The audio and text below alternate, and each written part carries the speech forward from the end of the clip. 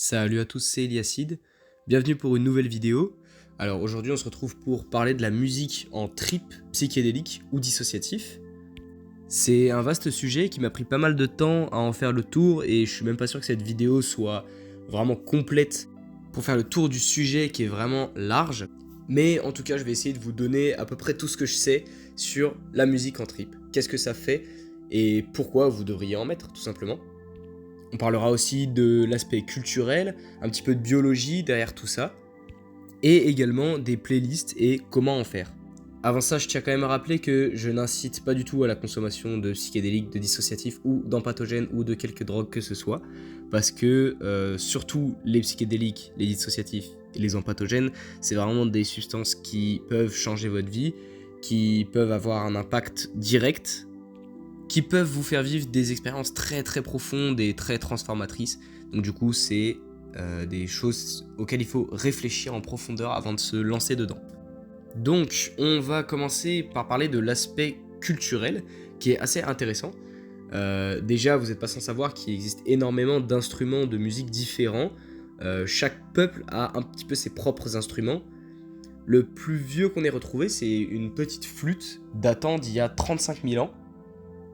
Donc on joue de la musique depuis la nuit des temps et c'est quelque chose qui a eu un rôle très important dans nos sociétés et d'ailleurs c'est un des arts qu'on a le plus développé. Voilà, on a une immense variété de genres musicaux et ces genres musicaux entre eux sont très très différents, hein. La techno c'est quand même très très éloigné du jazz, mais peu importe le style, c'est quelque chose qui permet de rassembler les gens autour d'une même passion, d'un même style et généralement ça fait tomber la barrière sociale.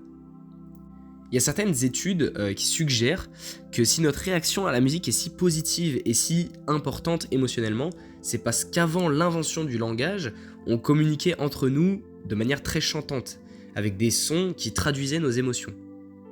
Donc c'est quelque chose qui était primordial et qui nous a permis par la suite de développer le langage et qui nous a permis de devenir ce que nous sommes aujourd'hui. Donc avant, en gros, il fallait qu'on soit capable de reconnaître les émotions des gens qui nous parlaient de manière chantante. Donc par exemple, quelqu'un qui va être content ou émerveillé va faire des bruits style ah ou enfin voilà, vous avez compris, des trucs dans ce genre-là. Quelqu'un qui sera triste fera plutôt des bruits style Bref, vous avez compris, quelque chose qui traduit une émotion sans être vraiment clairement verbalisé avec une articulation et des mots qui y sont associés. Pour faire de la musique, généralement, on combine certains sons, qui soient informatiques ou bien issus d'instruments, afin de créer une harmonie.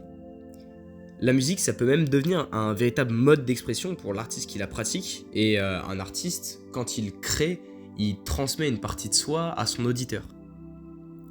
Elle transmet des émotions, qui peuvent être diverses et variées donc, et généralement, on associe même des musiques à certaines périodes de notre vie, à certains souvenirs.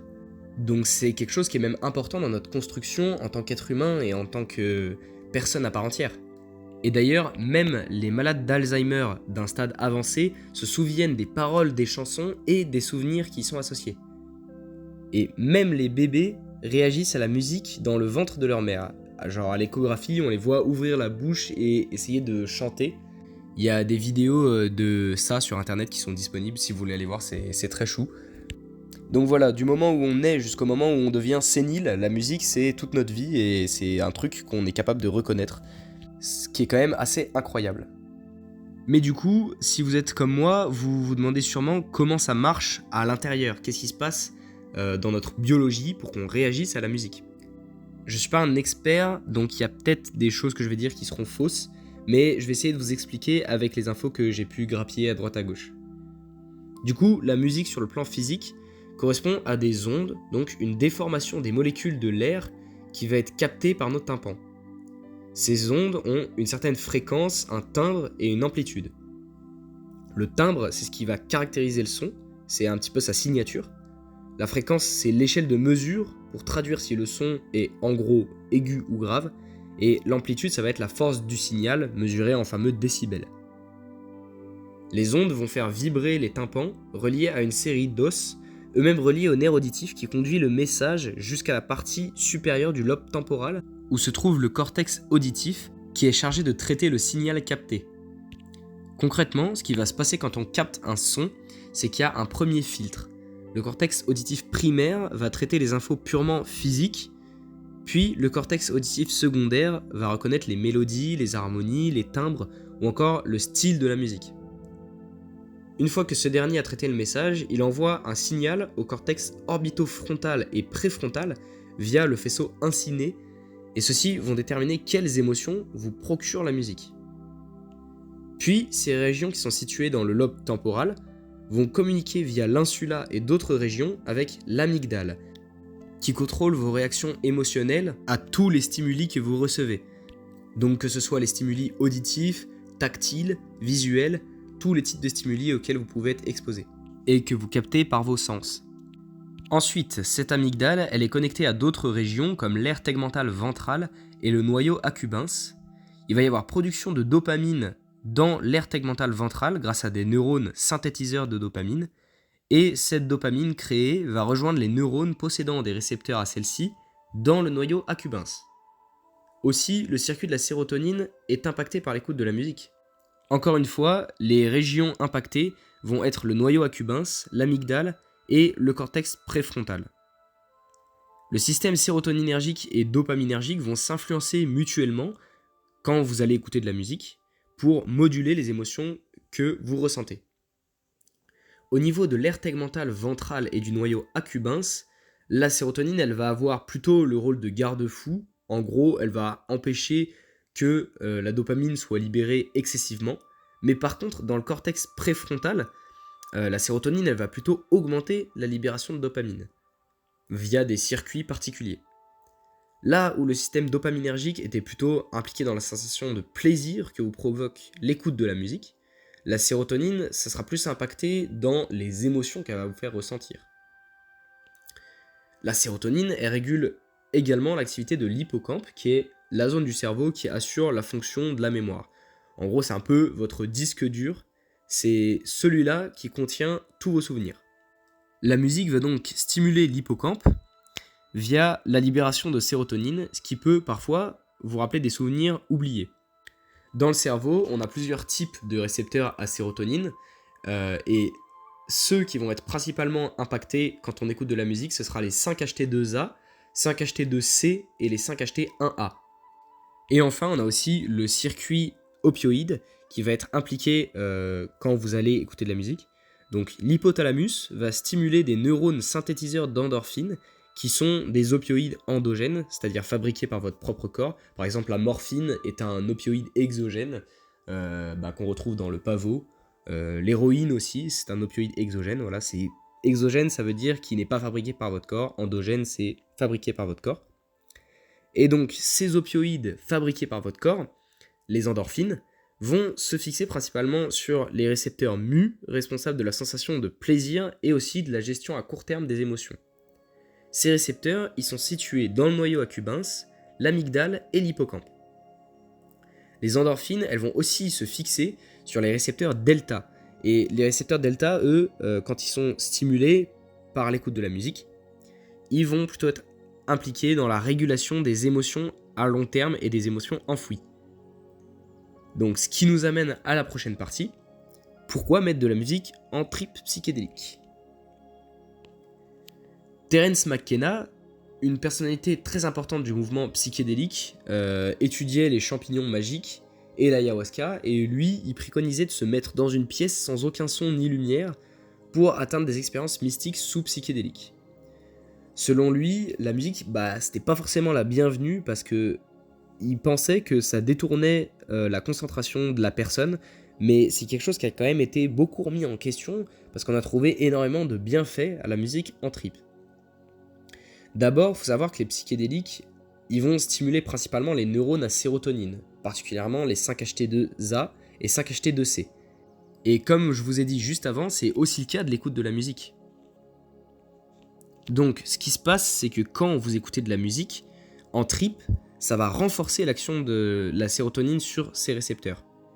Donc ça va vous permettre de stimuler doublement votre hippocampe et du coup d'aller pouvoir puiser plus profondément dans vos souvenirs, même des choses que vous auriez oubliées, des émotions que vous avez mis un peu sous le tapis avec le temps, qui seraient liés à des traumatismes, donc pas forcément faciles à porter, et ben ça pourrait remonter. Et comme vous êtes sous psychédélique quand ça remonte, bah vous allez pouvoir le traiter, que ce soit par le dialogue interne, donc en parlant finalement à vous-même de ce qui vous est arrivé, et aussi d'accepter un traumatisme, de se confronter à une peur que vous n'auriez pas forcément eu le courage d'aller chercher vous-même, ou même que vous n'auriez même pas soupçonné, et vous allez pouvoir faire face à ces émotions enfouies, puis ce sera à vous ensuite de traiter la chose comme vous voulez, comme vous le sentez.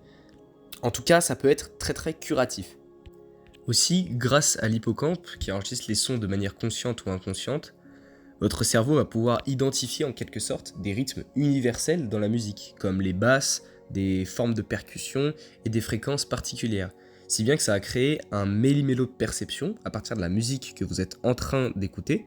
Et bien que ce ne soit pas prouvé, moi j'ai un peu l'intuition que c'est ce phénomène qui va vous permettre d'aller dans le subconscient collectif de l'humanité. C'est une idée qui a été développée par Carl Jung, un psychologue américain, et qui développait l'idée d'une sorte de mémoire collective, contenant par exemple des peurs ancestrales ou des références ancestrales. Et justement, ces références en question, là, ce seraient les rythmes dans la musique. On sait aussi que les psychédéliques créent des connexions neuronales entre des régions du cerveau qui habituellement ne communiquent pas du tout, notamment les régions qui gèrent vos sens. Le son va alors pouvoir vous évoquer des images de tribus ou encore d'anciennes civilisations qui, eux aussi, utilisaient ces rythmes universels dans la musique, accentuant ce sentiment de plonger dans le subconscient collectif de l'humanité. Comme on l'a dit un peu plus tôt, la musique influe sur le système opioïde, provoquant un effet rassurant. Et en trip, on a forcément des moments où on se sent un petit peu moins bien, des phases de bad, des phases où on est mal dans le trip, où on est déboussolé. Et là, la musique, elle va intervenir pour vous rassurer et vous donner une sorte de perche à laquelle vous raccrochez. On évite alors de se perdre dans ces phases de moins bien et de basculer en bad trip. Et la musique va agir comme une sorte de fil conducteur. Dans une conférence, un chercheur qui s'appelle Mindel KLN, qui travaille sur l'effet de la musique et son rôle dans un trip psychédélique, il dit qu'il travaille avec le concept de réussite émotionnelle. Ça correspond en gros à l'adaptation des personnes qui s'occupent de nous à nos besoins émotionnels. Par exemple, si on est quelqu'un de très mature pour notre âge, nos parents, s'ils sont de bons parents, vont adapter leur façon de parler, leur ton de voix, qui est un peu comme une chanson, comme je l'ai dit au début de la vidéo. Du coup, mettre de la musique qu'on apprécie en trip et qui est adaptée à ce qu'on ressent, à ce qu'on veut ressentir, ça permet de créer une sorte de sentiment d'être compris, d'acceptation du soi, que ce soit par l'autre ou même par soi-même, ce qui peut être très curatif pour quelqu'un qui souffre de problèmes d'estime de soi, par exemple. On peut aussi vivre ce qu'on appelle une synesthésie, c'est-à-dire le mélange de deux ou plusieurs sens. On peut par exemple sentir la musique nous toucher, comme si elle s'inscrivait dans notre peau en quelque sorte, ou bien en voir l'expression de manière visuelle avec des formes qui apparaissent qui traduiraient la musique. On peut aussi sentir les couleurs, voilà, il y a plusieurs choses qui peuvent être possibles, plusieurs synesthésies possibles, et ça peut même aller jusqu'à la fusion avec la musique. Votre personnalité devient ce que vous écoutez d'une manière orgasmique. Vos émotions vont en quelque sorte fusionner avec la musique.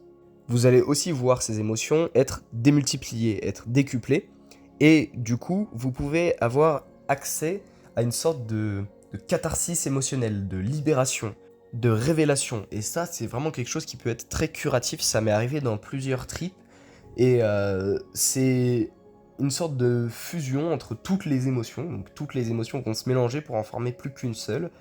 Et c'est comme si vous preniez le côté positif de chaque émotion que vous avez. Par exemple, des fois, le fait de pleurer, c'est très très libérateur. Ça permet de faire sortir ce que vous avez en vous. Et moi, ça m'est arrivé dans plusieurs trips, notamment dans un Ali Flip et aussi dans un Elias Flip, dont je parlerai tout à l'heure. Un petit peu, je vous expliquerai ce que c'est le Elias Flip. C'est un combo qui est inspiré d'un Ali Flip, qui a été créé par Nuit. De toute façon, j'en parlerai un petit peu après. Et moi, c'est quelque chose qui, en fait, quand ça m'est arrivé, j'ai tous mes traumatismes qui sont remontés, mais pas dans le sens, j'ai pas revécu mes traumatismes, mais C'est un petit peu comme si toute la douleur que j'avais emmagasinée depuis des années remontait, refaisait surface et sortait et d'une manière libérative, d'une manière extatique. Et c'était assez incroyable. Et ça, quand ça vous arrive, ça peut par exemple vous libérer d'angoisse que vous avez au quotidien ou garder une petite partie de ces émotions positives pour toujours dans votre vie. Moi, je sais que ça, c'est des événements que j'oublierai jamais et c'est gravé dans ma mémoire au plus profond de moi. Et bah, ça m'aide à avancer dans les moments durs, de me dire que, ouais, que toute cette douleur est partie d'une façon extrêmement plaisante. Et donc, du coup, en comparaison, un trip sans musique, c'est quand même assez fade. Il se passe pas grand chose et on s'ennuie assez vite. Et c'est pour ça que c'est important de mettre de la musique, et surtout pour cette dynamique émotionnelle. Le fait de rajouter de la musique en trip, ça va aussi stimuler votre système d'apprentissage, dans lequel on a ce qu'on appelle des priors. C'est des précédentes expériences qui sont enregistrées dans des structures particulières qui permettent à votre cerveau de générer un modèle de la réalité.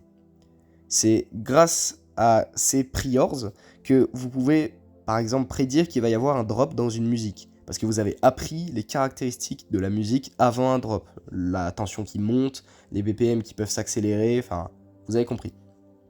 Plus on écoute de la musique, plus notre modèle d'apprentissage s'adapte. Et on sait que ce modèle d'apprentissage peut être modifié par les psychédéliques. Donc une musique qui vous évoquerait tel ou tel élément en temps normal pourrait bien vous surprendre en vous évoquant de nouveaux éléments, en développant chez vous une sorte de nouvelle perception finalement. Une musique qui évoque de la tristesse, bah ça pourrait vous évoquer des sentiments un peu plus complexes, comme le sentiment de nostalgie, qui est pas vraiment un sentiment de tristesse, mais qui... c'est pas juste de la tristesse, mais c'est quelque chose d'un peu plus complexe. Et du coup, vous pourriez aussi remettre en question certaines choses, comme votre modèle d'apprentissage est pondéré. Par exemple, je connais certaines personnes, certains hommes, qui sont incapables d'écouter des musiques avec une voix de femme parce que ça casse leur virilité. C'est quelque chose qu'ils ont associé dans leur modèle d'apprentissage, qui est aussi un truc socio-culturel. Et bah là, ils pourraient se débloquer et se mettre à aimer des genres de musique qu'ils n'osaient pas aimer avant par convention sociale. Ce qui va potentiellement les pousser vers une plus grande ouverture d'esprit. Ça peut faire même un effet boule de neige et dire que ils peuvent se dire que s'ils ont remis ça en question, ils peuvent remettre d'autres choses en question, etc. Voilà. En plus de ça, j'ai remarqué que la musique en trip, ça permet un lâcher-prise plus important. Il faut en quelque sorte se laisser faire par celle-ci. Il faut la laisser nous traverser et se personnifier à travers nous. C'est quelque chose d'assez particulier, mais il faut comme laisser la musique entrer en vous, la laisser toucher vos aspects les plus personnels, les plus sombres, les plus... Vraiment, la laisser aller au creux de votre âme, je sais pas comment dire, mais vraiment comme si vous étiez un bocal fermé depuis toujours, et que là vous ouvriez le couvercle et que vous laissiez quelque chose, en l'occurrence la musique, rentrer à travers vous et comme aller passer au Karcher un petit peu les émotions négatives, c'est un petit peu une douche de l'âme. Si. Et plus vous allez vous laisser faire par la musique, plus vous allez la laisser pénétrer profondément en vous, dans vos cellules, dans votre corps finalement, plus le sentiment que vous allez ressentir va être libérateur et extatique, avec une forme d'euphorie physique et psychique, et vous allez vous sentir vraiment en confiance, c'est vraiment le mot, vous allez vous sentir en confiance, mais d'une force inouïe. C'est un petit peu comme si vous aviez des attentes envers quelqu'un, enfin que vous aviez confiance envers quelqu'un, et qui remplissait exactement les attentes que vous avez, enfin qui se montre digne de confiance. C'est quand même un des sentiments les plus beaux qu'on puisse ressentir en tant qu'être humain, je trouve. Et le plus beau, qui est le plus positif à ressentir pour un être humain. Et donc en faisant tout ça, ça va vous permettre de travailler votre résistance. Et c'est comme ça qu'au bout d'un moment, vous allez pouvoir fusionner avec la musique si vous avez un lâcher-prise assez important, comme je l'ai dit un peu plus tôt.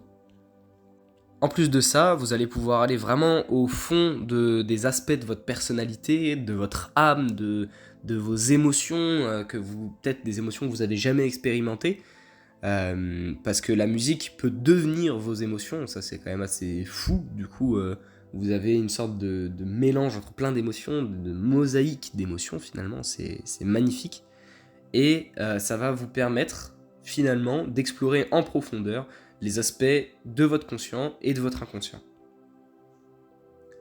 Plusieurs études qui ont été menées ont prouvé que la musique augmentait beaucoup la probabilité d'avoir une expérience mystique et fortement transcendantale. Quand vous écoutez de la musique, vous êtes contemplatif de la création d'un artiste. Et personnellement, moi, me dire que quelqu'un a pris de son temps pour créer quelque chose qui le faisait vibrer et que ça me fait vibrer à mon tour, que à mon tour ça me fait ressentir des choses, des émotions, c'est une des plus belles choses qui soit et ça me donne vraiment des émotions très très positives dans un trip. Chez les patients dépressifs, on a observé qu'après les séances de thérapie au LSD, avec musique, ils retrouvent goût à l'écoute de celle-ci. Et ça a aussi été vérifié avec des personnes non dépressives. Fait que je confirme d'ailleurs, parce que depuis que je consomme des psychédéliques, la musique me procure beaucoup plus d'émotions et est beaucoup plus plaisante à écouter. Elle a une sorte de profondeur supérieure à avant. Et donc l'écoute de la musique pendant un trip peut aussi vous donner envie d'en faire à votre tour. Ça va en quelque sorte créer l'étincelle en vous pour créer. Et donc ça a été le cas pour certains patients qui ont consommé de la psilocybine dans une étude dans le cadre de l'arrêt du tabac et qui, après cette prise de psilocybine accompagnée de musique, eh ben, ça les a dirigés vers la création musicale. Ils se sont mis à faire de la musique alors qu'ils n'en faisaient pas avant.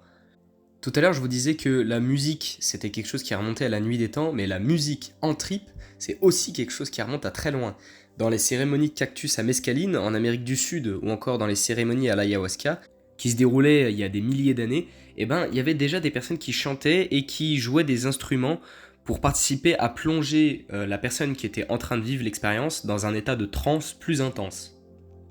Il y a aussi des études qui suggèrent que les battements de 3 à 13 battements par minute sur des tambours facilitent les états de transe.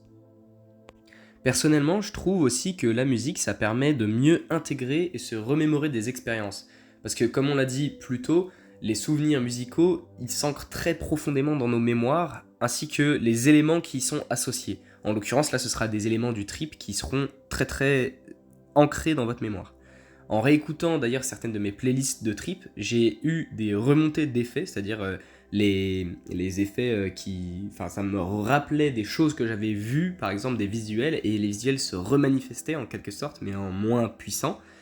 Et c'était surtout en méditant que j'avais ça, et en réécoutant la playlist en même temps. Et moi, je fais systématiquement un trip report de chacune de mes expériences, et les playlists, ça m'aide à retracer le fil de ce qui s'est passé, ça m'aide à faire remonter les souvenirs, parce que souvent, on se souvient pas vraiment des expériences qu'on a eues. Sous psychédélique, ça va, mais sous dissociatif, c'est vraiment compliqué de se rappeler des expériences. Et les playlists, ça aide énormément pour refaire le trip report de tout ce qui s'est passé. D'ailleurs, en parlant de playlists, je vais maintenant vous expliquer un petit peu l'intérêt qu'il y a à en faire et comment en faire. Donc déjà, mettre des sons pendant le trip en réfléchissant, en devant les chercher, en ayant même potentiellement des pubs, ça risque de vous sortir complètement du trip et ça permet pas vraiment de lâcher prise durablement parce qu'à chaque fois vous devez penser à mettre un nouveau son, donc vous devez réfléchir, vous devez prendre votre téléphone, du coup vous pouvez pas rester immobile en position de méditation, que ce soit assis ou allongé, et du coup en faisant ça vous atteindrez jamais une mort de l'ego ni un lâcher prise profond, parce que c'est des états qui nécessitent une immobilité totale et une pleine concentration sur le moment présent sans aucune distraction. Et donc ce serait dommage parce que c'est le genre d'expérience qui peut transformer positivement toute votre vie, vous éveiller de façon durable, vous guérir de certains traumatismes, vous libérer d'angoisse, etc. C'est vraiment des expériences qui peuvent être très très utiles, donc ce serait dommage de ne pas les vivre. Faire une playlist va vous permettre aussi de vous concentrer uniquement sur le moment présent en étant accompagné par des musiques qui vous correspondent et que vous aurez choisies pour vous-même. Vous allez voyager dans vos émotions, parcourir différentes ambiances toutes plus folles les unes que les autres et vous allez en quelque sorte vous proposer à vous-même un voyage auditif d'une profondeur inouïe. Personnellement, depuis que j'ai intégré des playlists à mes trips, leur valeur, ça a fait x100 quoi. Autant par le plaisir que j'y trouve que par les leçons que j'en tire. Donc maintenant je vais vous expliquer un petit peu comment faire une playlist. Premièrement, donc quand je fais une playlist, je commence à la préparer au moins une semaine à l'avance pour pouvoir avoir quelque chose de travaillé et de réfléchi. Si je fais un gros trip, comme un combo, donc par exemple un Ali Flip, qui est un mélange de LSD, MDMA et 2CB pris dans cet ordre, ou même un Nexus Flip, donc MDMA, 2CB pris dans cet ordre, ou quelque chose du genre, ça peut être aussi un Kitty Flip, donc MDMA, kétamine, enfin voilà. Je commence à faire ma playlist au moins 3 semaines, voire 1 mois à l'avance pour ce genre d'expérience, parce qu'il faut quelque chose qui soit absolument parfait, parce que c'est vraiment le genre de trip qui sont très puissants et dans lesquels il faut négliger aucun détail. Je vais réfléchir méthodiquement aux transitions entre les différentes musiques pour faire quelque chose de progressif. Le but, en gros, c'est un peu que vous vous rappeliez même pas de la chanson d'avant, tellement la transition était bien faite et tellement c'était évident de passer à cette musique après celle-ci. Ça va créer une sorte d'harmonie à votre oreille, ce qui peut vraiment débloquer un plaisir intense pendant le trip. Tout à l'heure, je vous parlais d'harmonie entre les instruments pour créer des mélodies, des musiques, mais là, c'est carrément une harmonie entre les musiques que vous allez mettre.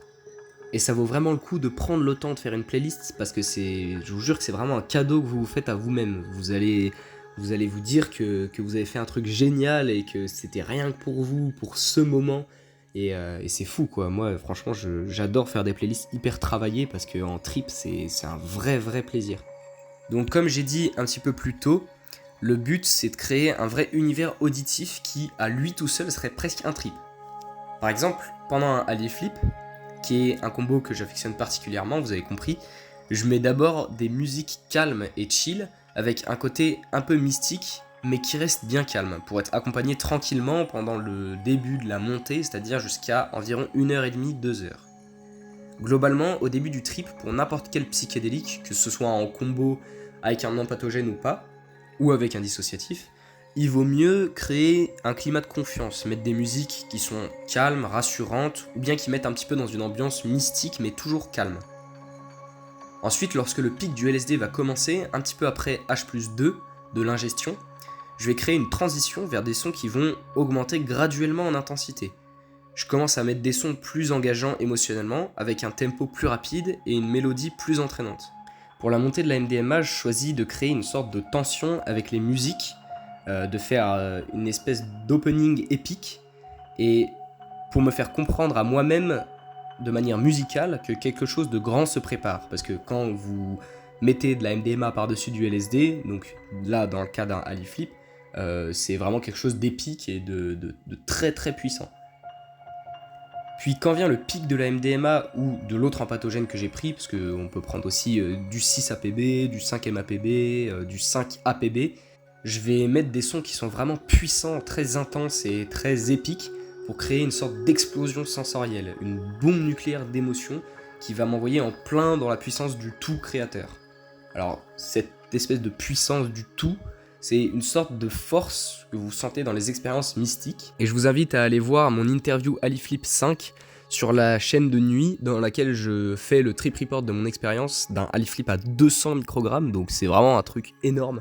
Faites pas ça si vous n'êtes pas prêt, vraiment là c'est extrêmement puissant. Déjà juste à 100 microgrammes vous allez avoir des trucs puissants, mais là vraiment 200 microgrammes c'est extrêmement fort.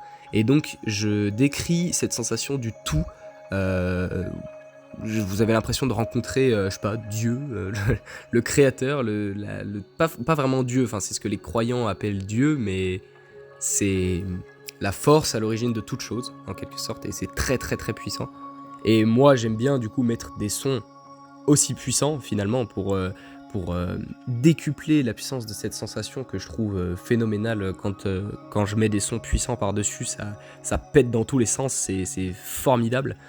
Puis une fois que l'effet de l'empathogène il commence à décliner, je mets toujours des sons puissants mais un petit peu moins puissants et qui vont graduellement décliner en intensité jusqu'à repasser sur des sons dansants et entraînants pour le moment de montée du 2CB. Parfois en créant quelques petites surprises, en remettant des sons ayant un petit côté épique, mais toujours moins que ceux que j'ai mis avant, pour éviter de basculer dans un côté monotone. Moi personnellement, je conseille lors d'un Ali flip de bien travailler cette transition du pic de l'empatogène vers le kick du 2CB en continuant de mettre des sons un petit peu épiques et puissants, bien que moins que ceux que vous avez mis avant pour le pic, j'insiste parce que c'est important. Parce que sinon vous pouvez avoir l'impression d'avoir touché du doigt quelque chose que vous avez maintenant perdu et vous allez être déçu. Et à ce moment-là, vous pourriez partir en bad, enfin sortir un petit peu du trip alors qu'il y a toujours un grand intérêt quand même à rester focus et bien essayer de plonger pendant cette période où il y a le 2CB qui est très intéressante. Et d'ailleurs c'est pour ça que je vous conseille de continuer à mettre des sons puissants et un petit peu épiques parce que y a vraiment encore un truc à gratter quoi. Après le pic de l'empatogène, vous avez toujours une sorte de dimension puissante et puis vous allez avoir les 3 molécules qui vont synergiser, donc c'est intéressant de mettre des sons à la hauteur de ça. Vous allez toujours pouvoir plonger dans le côté mystique, mais avec une plus grande paix, avec un calme un petit peu plus présent. Et ensuite, du coup, je fais graduellement baisser l'intensité musicale pour arriver sur des sons électropop et aussi des musiques du style psy-dub, jusqu'à la fin du trip. Ça peut aussi m'arriver de mettre des musiques un petit peu soul, des musiques toujours avec un petit côté mystique, un petit côté voyageant, tripant, enfin, vous avez capté. En description, je vous laisse une playlist qui illustrera parfaitement mon propos. C'était une playlist que j'avais fait pour un mélange de 2CE, MDMA et 2CB, pris dans cet ordre. C'est un mélange inspiré du Ali Flip, j'en ai un petit peu parlé tout à l'heure. C'est un mélange que j'ai créé du coup, et auquel j'ai donné mon nom, le Elias Flip. Donc de manière générale, pour un trip psychédélique et pas seulement dans un combo, il vaut mieux mettre des sons posés en montée, pour basculer progressivement dans la perte de repères. Le but est de faire une sorte de courbe gaussienne au niveau de l'intensité des musiques. Ça augmente graduellement, ça atteint un pic, puis ça descend. Les musiques à la descente doivent être calmes aussi, mais différentes de celles que vous avez mis à la montée. Parce que vous avez envie que ça se calme au bout d'un moment, et généralement, ce moment où vous avez envie de plus de calme, ça arrive entre 10 et 11 heures de trip dans le cas du Ali Flip, et environ 7-8 heures dans le cas du Elias Flip, par exemple. La méthode que j'ai décrite pour faire la playlist d'un Ali Flip est transposable à un trip avec seulement un seul psychédélique tout seul. En trip psychédélique, j'écoute souvent des musiques au style très détaillé, avec pas mal de variations dans la musique, des variations de sonorité, etc. Comme ce que peuvent proposer les artistes Dro Eloé, Disclosure, Rhône, Flume, San Holo, Afterglow et bien d'autres encore. Je vous mettrai leur lien de profil SoundCloud dans la description. De toute façon, je laisserai tout dans la description, ne vous inquiétez pas. Je vous laisserai aussi mon profil SoundCloud si vous voulez aller checker un petit peu mes playlists pour voir d'autres artistes, parce que là je les ai pas tous cités et il y en a vraiment plein à découvrir. Donc si vous êtes chaud, allez checker. Sous psychédélique, j'ai l'impression que les musiques qui m'évoquent quelque chose, qui tournent en cercle un petit peu, m'envoient assez loin. Par exemple la musique Echo de Cutsnake, ou encore le remix du titre French Riviera de Cautious Clay par Nick AM. Ce genre de musique, ça m'aide un petit peu à plonger dans l'indicible, je sais pas, dans la grâce pure du simple fait d'exister, quoi. Et globalement, toutes les musiques très détaillées qui ont une sorte de 3D auditive, c'est un plaisir absolu pour moi en trip psychédélique, parce que mon cerveau va entendre tous les détails, et ce avec une profondeur inouïe. Et j'ai l'impression aussi que le style psy-dub dont je parlais tout à l'heure, ça envoie pas mal de monde très loin en trip, et ça convient aussi à beaucoup de gens, enfin c'est assez généraliste, parce que c'est quelque chose d'assez doux et tranquille, même si ça peut être très introspectif, donc entraîner une certaine peur, parce que l'introspection peut être effrayante, on va dans les parties les plus sombres de nous-mêmes, on va dans tout ce qui nous constitue. Mais en trip, qu'il soit psychédélique ou dissociatif, le but c'est justement de surpasser cette peur de l'introspection, donc ça tombe bien. Je me rappelle aussi un trip au 2CE où j'ai mis un mix avec des voix au ton religieux, un petit peu aigu, et je me rappelle avoir plongé dans une sorte de sentiment sacré, quelque chose de très doux qui m'a provoqué une grande paix intérieure. Je vous laisserai le mix en description. J'ai l'impression que sous psychédélique, les musiques qui jouent avec les aigus ou bien qui créent une grosse tension avant le drop, avec une accélération des BPM par exemple, m'amènent à ressentir une explosion de sensations. Un mélange d'émotions positives qui se présente comme une petite bombe de plaisir au final. Des musiques de style tribal, oriental, sud-américaine et asiatique, un petit peu exotiques en quelque sorte, me permettent de plonger dans le subconscient collectif de l'humanité, dont je parlais juste avant. En regardant un petit peu sur Reddit ce que les gens aimaient mettre en trip psychédélique, j'ai vu plusieurs personnes mentionner les artistes Radiohead, Enigma, les Pink Floyd ou encore Mac Miller. Je vais aussi vous laisser un petit post d'un gars qui a mis plusieurs musiques qu'il aimait. Il a un petit peu décrit ce que ça lui faisait quand il était sous trip. Donc voilà, ça peut être intéressant d'aller checker ça. Maintenant, on va parler un petit peu des dissociatifs. Alors, globalement, la manière de faire les playlists sous dissociatifs, c'est sensiblement la même qu'avec les psychédéliques. Le but étant de mettre des musiques plutôt chill au début pour créer un climat de confiance, puis ensuite faire monter graduellement la pression jusqu'au pic, puis de la faire progressivement redescendre jusqu'à l'arrêt des effets. Mettez des musiques qui vous font vous sentir en confiance, qui dégagent des bonnes ondes, que ce soit pour un trip dissociatif ou psychédélique, ça c'est la même chose. En revanche, on n'utilisera pas les mêmes sons. Pour les dissociatifs, d'après mon expérience, les sons pop électro puissants et épiques sont en quelque sorte étouffés, surtout sous kétamine. Et j'ai l'impression que certaines musiques sont audibles sans atténuation et pas d'autres. Pour entendre quelque chose et avoir une sensation d'harmonie quand vous êtes sous disso, il vaut mieux mettre des sons ayant une ambiance spatiale, un peu comme ce que propose l'artiste Solarfield par exemple. Il y a aussi certains sons de l'artiste Spongel, qui est assez connu dans le milieu des gens qui font des trips, qui matchent bien avec l'ambiance disso, mais pas tous ces sons. Et globalement, je trouve que la musique à l'ambiance spatiale, un petit peu alien, ça matche bien à l'espace mental dans lequel vous plongent les dissos. La trance, ça matche bien aussi avec l'ambiance des dissos, mais si possible de la trance pas trop rapide, parce que sinon vous risquez d'être perturbé, comme sous dissociatif, le cerveau a pas vraiment le temps de traiter toutes les infos, et il est assez ralenti. Du coup, globalement, toutes les musiques à tempo rapide sous disso, ça sonne mal et étouffé. J'ai aussi parlé à quelqu'un sur Discord qui m'a dit qu'elle aimait bien les artistes Slowdive et Andy Scott sous dissociatif. Personnellement, moi ce que j'écoute quand je suis sous disso, ce sera Carbon Based Lifeform, Solar Fields, Resonandu, Charles the First ou encore Twin Shape. Et leurs sons, ils me permettent de plonger vraiment très loin sous disso. J'ai l'impression que ça match parfaitement avec l'ambiance. Et que ce soit pour les dissociatifs ou les psychédéliques, si vous cherchez l'expérience mystique et le lâcher-prise, il vaut mieux éviter des sons brusquants comme la techno, parce que ça risque de vous brusquer et de faire l'effet inverse en vous refermant. Par contre, je trouve que la techno mélodieuse, c'est relativement la bienvenue, parce que ça permet d'ajouter un peu de peps au trip, mais évitez tout ce qui est hard tech si votre but est celui que j'ai dit. Malgré tout, il y a quand même certaines personnes qui m'ont dit sur Discord que ce genre de musique, comme la hard tech, ça les aidait à purger leur colère et leurs émotions négatives, donc que ça pouvait leur faire du bien. À vous de voir ce que vous cherchez, mais personnellement, moi j'ai déjà essayé et ça marche pas trop sur moi pour lâcher prise, et ce style de musique que j'apprécie en temps normal m'empêche de plonger à fond dans la méditation. Le rap, c'est aussi pas très bien adapté pour plonger et obtenir la libération, parce qu'il y a trop de paroles et souvent ça comporte des phases d'ego trip, ce qui est pas du tout adapté au contexte parce que vous devez mettre en veille votre ego pendant le temps de l'expérience. Évidemment, vous n'êtes pas obligé de mettre les mêmes styles de musique que moi, je donne vraiment des exemples à titre indicatif de ce qui marche sur moi et uniquement sur moi. Certaines personnes disent que les musiques avec paroles ne sont pas adaptées en trip, que ce soit dissociatif ou psychédélique, dans le cas où vous voulez méditer et lâcher prise, mais moi je suis pas tout à fait d'accord. Personnellement, c'est vrai que j'évite les musiques avec paroles en français, mais en anglais ça me dérange pas parce que je comprends pas forcément ce qui est dit, donc ça perturbe pas mon trip. Et je trouve que si on met vraiment aucune musique avec paroles, bah ça ferme trop de portes pour la playlist et ce serait dommage parce qu'il y a des musiques avec paroles qui peuvent vraiment vous envoyer très très loin en trip. Voilà, je pense que c'était tout.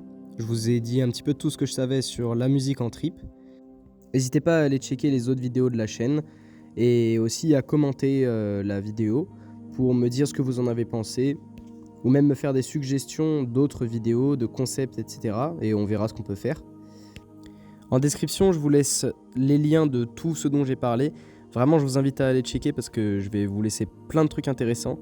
Et promis, vous ne perdrez pas votre temps à aller voir. Abonnez-vous à la chaîne, likez la vidéo.